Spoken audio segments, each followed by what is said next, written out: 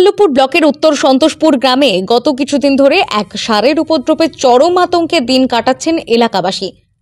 গ্রামবাসীদের দেওয়া তথ্য অনুযায়ী ভোলা নামের এই ষাঁড়টি প্রায় 2 বছর আগে হঠাৎ এই গ্রামে এসে হাজির হয়। প্রথম দিকে শান্ত স্বভাবের ছিল সে, কিন্তু কয়েক সপ্তাহ আগে আচমকাই শুরু হয় তার তাণ্ডব। এই ষাঁড়ের আক্রমণে ইতিমধ্যেই একাধিক ব্যক্তি আহত হয়েছেন বলেই জানা গেছে। একজনের মৃত্যুর ঘটনাও ঘটেছে বলে দাবি করছেন গ্রামবাসীরা। এমনকি নিজেদের গৃহপালিত গরুদেরও এই ষাঁড়ের হাত থেকে রক্ষা করতে হিমশিম খেতে হচ্ছে। ইতিমধ্যেই 2-1টি গরু ভোলার আঘাতে গুরুতর আহত হয়েছে। ভোলা সাধারণত গ্রামের গরুদের সঙ্গে মিশেই থাকতো, কিন্তু ঠিক কী কারণে আচরণে এই হঠাৎ পরিবর্তন তা কেউ বুঝে উঠতে পারছেন না। একবার গ্রামের কিছু সাহসী যুবক মিলে তাকে ধরে দূরে নিয়ে গিয়ে ছেড়ে দিলেও কয়েকদিনের মধ্যেই সে আবার ফিরে আসে এবং আগের মতোই তাণ্ডব শুরু করে। বর্তমান পরিস্থিতি এমন পর্যায়ে পৌঁছেছে যে অনেকেই ভোলার ভয়ে বাড়ির বাইরে বেরোতে সাহস পাচ্ছেন না। ছোট ছোট ছেলে মেয়েদের একা ছাড়তে ভয় পাচ্ছেন অভিভাবকরা। আগে যাকে গ্রামের লোকজন আদর করে ভোলা বলে ডাকতো, এখন তার নাম নিতে ভয় পাচ্ছেন সবাই। গ্রামের বাসিন্দারা প্রশাসনের হস্তক্ষেপের দাবি করেছেন। তারা চান অবিলম্বে এই ষাঁড়টিকে নিরাপদ উপায়ে অন্যত্র সরিয়ে নিয়ে যাওয়া হোক, যাতে গ্রামের আবার স্বাভাবিক পরিবেশ ফিরে আসে। আমার নাম পলাশ কোলে, আমি এই বুথের সদস্য। আমি এই ষাঁড়টার বিষয়ে পুলিশ প্রশাসনকে জানিয়েছি এবং কি বন দপ্তরে জানিয়েছিলাম, কোনো কাজ হয়নি। ওরা বন দপ্তর বললো ষাঁড় গরু নিয়ে আমরা কি করবো। তো অনেক ক্ষতি করছে আমার বুথে, গোটা সন্তোষপুরই ক্ষতি করছে, কিন্তু কিছু প্রশাসনকে জানানো কোনো কাজ হয়নি। সাধারণ মানুষের তো ক্ষতি হচ্ছে, তার চেয়ে বেশি ক্ষতি হচ্ছে চাষের বীজ খেয়ে নিচ্ছে, চাষের ফসল নষ্ট করছে, কিন্তু কিছু করা যাচ্ছে না। বলা জন্য কিছু করতে পারা যাচ্ছে না, যার জন্য সমস্যা হচ্ছে।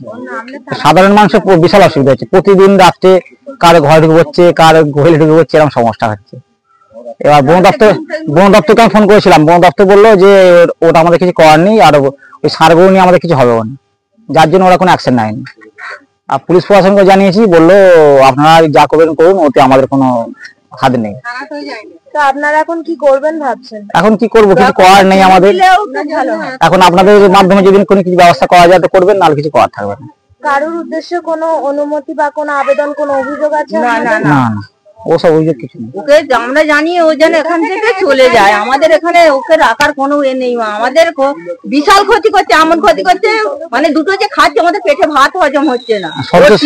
সন্তোষপুর থেকে যে কোনো প্রকারে নিয়ে যেতে হবে, নিয়ে গেলে একটু সাধারণ মানুষের উপকার হবে। 4টের পর 5টা বাজলে এবার আমরা খালি গরুর জন্য ভয়ে মরে যাবো।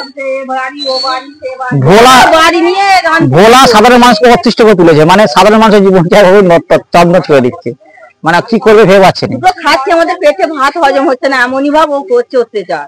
আমরা খুবই এসে আছি, আমরা এমনি ওর জন্য আমরা ছেলে মানুষ যত বড় লোক সব একদম কাঁটা হয়ে গেছে, জানো না, ওর ভয়েতে ওকে কিচ্ছু করতে পারছি না কেউ, মানে ওর কাছে এগোনে যাচ্ছে না।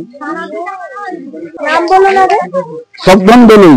এবার বলুন কি হয়েছে। আমার গরুকে আমি ছাওয়ায় বাঁধছি, ও পেছন থেকে এসে ঘুঁটিয়ে ফেলে দিয়েছে। আমার সাইডে যারা লোক ছিল তারা হই করে সরিয়ে দিয়েছে, দিতে ফের আমাকে খুঁজছে। আমি গিয়ে পিছন দিকে, ঠাকুরের পিছন দিকে আমি গিয়ে বসে পড়ি। ফের জল ফল দিয়ে হাত দিয়ে ঢেলা ফেলা ছুঁড়ে সরিয়ে দিতে, তবে আমাকে তপার দিয়ে ঘুরে বাড়ি আসতে হয়েছে। আপনার কি করেছে? হাত ভেঙে দিয়েছে বলছেন? হাত ভেঙে দিত, আমার যা করেছিল। হাত তো কোনো রকম ভাঙতে পারেনি, হাতে পুরো এখনো পর্যন্ত দাগ হয়ে আছে, দেখতে পাচ্ছেন এই যে কি অবস্থা।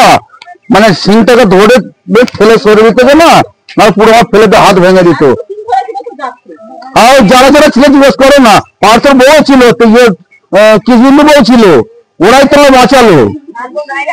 বলুক না, বলুক, জল ফল ছুলে দিয়ে হাত দিয়ে সরালো। বইলে গরু বাঁধবে, হ্যাঁ, পুরো এখানে পুরো সিংটা ঢুকিয়ে দিচ্ছে একদম। আর আমার গোয়ালে গরু বাঁধবে, ও ঢুকে পড়ে মানে খানিকটা ঘাটা আছে, এত খানিকটা, তারপরে ইট খেলানো আছে, সব হুড়মুড় করে ফেলে দিয়েছে। এরকম তারা যদি অত্যাচার করে, এরকম অত্যাচার করলে তাহলে আমরা কি করে বাঁচবো? মানে শুধু ওই গরুটাই অত্যাচার করছে বেশি। আমাদের সরকারের সাধু একটা গরু কোথা থেকে নিয়ে এসে সে এসে অত্যাচার করছিল, তাকে তাড়াতাড়ি দিতে মান্না পাড়ার সাইডে চলে গেছে। পাপ গাছে এটাও মানে ওটি পাপে যেন আমাদের কাছ থেকে যায়, এটাই আমার অনুরোধ আপনাদের কাছে, জোরাত করে বলছি এটা করুন।